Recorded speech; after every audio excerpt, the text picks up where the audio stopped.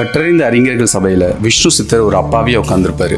அதுல இருந்த ஒரு வித்வான் இருந்தாலும் இவருக்கு ரொம்ப பெரிய துணிச்சல் தான், ஒண்ணுமே தெரியாம இவ்வளவு பேருக்கு முன்னாடி தைரியமா உட்காந்துருக்காரு நக்கல் பண்ணுவாரு. விஷ்ணு சித்தர் ஒண்ணுமே சொல்ல மாட்டாரு. இன்னொரு வேத விற்பனர் சின்ன குழந்தை நெருப்புல கை வைக்க துணிகிறது போல ஒண்ணுமே தெரியாம இங்க வந்துட்டாருன்னு சொல்லுவாரு.